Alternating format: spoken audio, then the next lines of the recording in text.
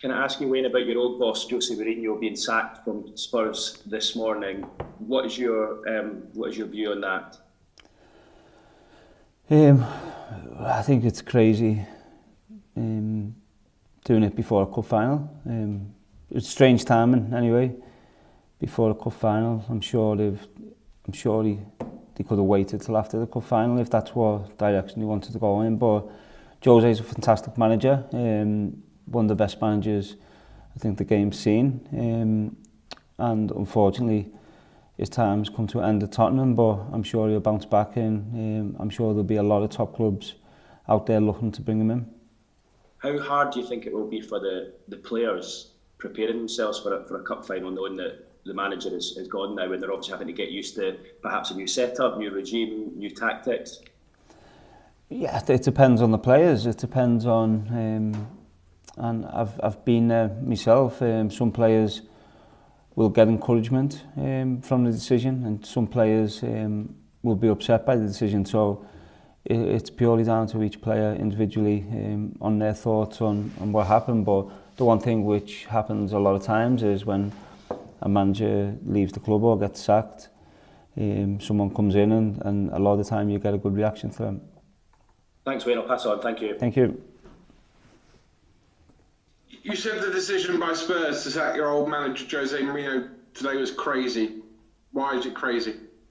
I just think before a cup final, it's Mourinho is a manager who, which is quite clear to see, loves winning trophies.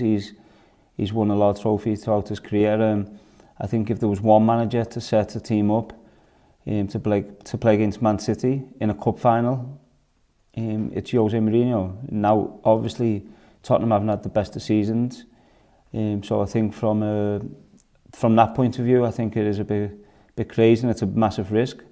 And I'm sure, as I said before, Daniel Levy maybe could have waited till the day after the game, because I think that would have made more sense if they wanted to get rid of Mourinho.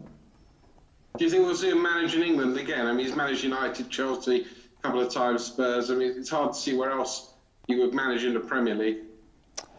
I don't know. I'm sure there's a lot of teams in England who would love to see him managing their clubs. So that's purely up to him if he wants to go into another club in England. And I'm sure there's a lot of clubs around the world who would love to have him. One of the big topic today is the European Super League. What's your initial thoughts on what you've read and what you've seen and what you've heard this morning about the big 6 clubs in this country, including your old club United, signing up and wanting this to happen? I couldn't tell you who the top 6 clubs are in this country. I think there's many teams fighting to get in the top 4. So I think that's the first point. But in terms of everything I've seen yesterday and this morning, it's strange timing. I think it's a strange situation to come out, but I'm sure there's reasons for that. I think the best thing to do is to wait to see which information comes out and on how it's actually going to work, if that's the case, because the people in charge of these clubs are not stupid. The only thing I hope comes from it looks like it probably will happen. The only thing I hope comes from it is the English pyramid is protected and rewarded in some way in order to allow these clubs to go and do what they plan on doing. It'll be to the detriment, won't it, Wayne, of the Premier League? I mean, what's the point in teams trying to win the Premier League in terms of the Big 6 when actually their sole ambition really will now be this European Super League on a Tuesday or a Wednesday night?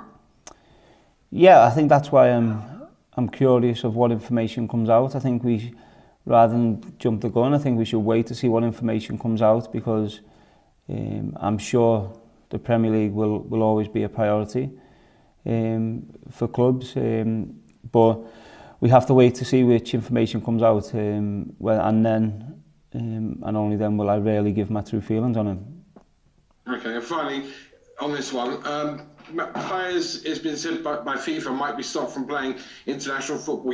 Nobody represented England more than you, nobody scored more goals for England than you. That meant a lot to play for your country. Do you think players would want to have a word with their bosses and say, listen, I'm not sure that I want to give up playing for my country, which is still the pinnacle of any footballer, surely. So why would they give up playing for the country? Sorry, I Because missed FIFA that. and UEFA are against this European Super League, and they're saying, right, if you play in that, you can't play in our competitions.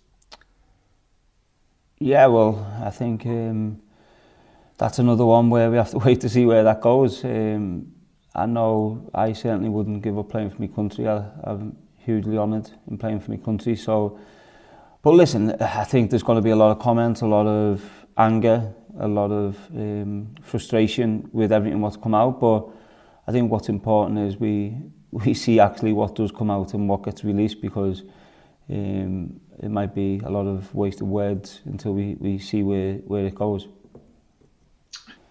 Yeah, no, listen, I completely understand the frustration from everyone who's come out and had their opinions on it, but I think what's important is we see what it is.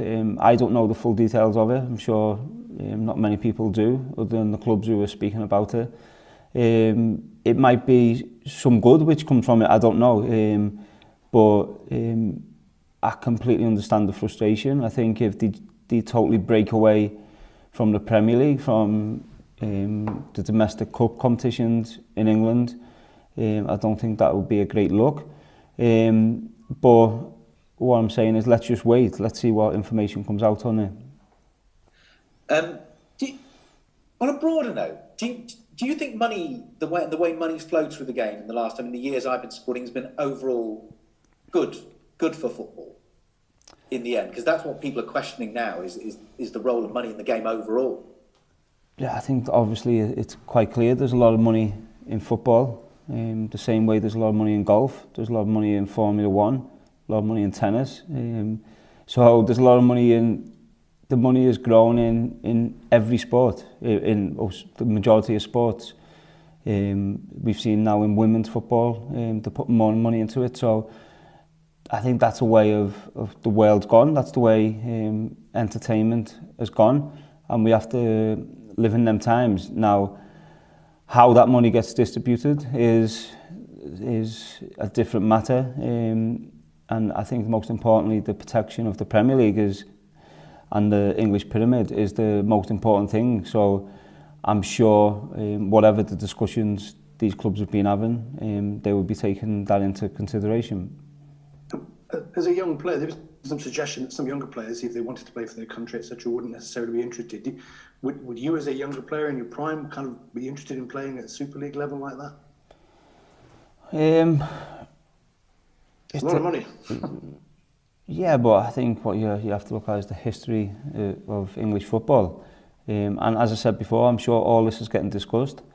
If this is something on top of what we've got, on top of the competitions the teams are playing in, then that's a decision for them clubs to take. If it's something which is going to help non-league football, League One, League Two, Championship, other Premier League clubs, that's something I'm sure they're discussing. So I think we have to wait to see where it goes. We've actually almost played in the competition which they're talking about in pre-season. We played in the Champions Cup, which it had Manchester United, Manchester City, Tottenham, Liverpool, Arsenal, Real Madrid, Barcelona, Inter Milan, Bayern Munich. It had all these teams in it. So I'm sure they're looking on expanding that, and it seems like what they're looking on doing is taking that away from the pre-season and doing it during the season, which that's something which we have to wait to see what comes from them. Looking at some of the fans' reaction, not only just from other clubs, but also the big six that are potentially involved in the Super League, it looks like they're just thinking it's got to the point now where these clubs just don't care about the fans anymore. They are at the heart of the game after all, and that it's about global TV revenue and sponsorship revenue by the owners, and they've kind of given up on the fans. They don't need them anymore. Do you have any view on that at all? Listen, I can speak not on behalf, but I can speak of working at Manchester United for such a long time. That's the last thing Manchester United would try and jeopardise, is the relationship with the fans. I know that for a fact. I know everything that they will be looking at is from a point of view which will help the club move forward, but also help the fans stay involved. But I can't speak on for the other clubs. But listen, I think let's just wait and see what information comes out. Whether it's good news, whether it's bad news, I think we can all have a clearer opinion on the situation then. Okay, thank you very much. Thank you. Good luck.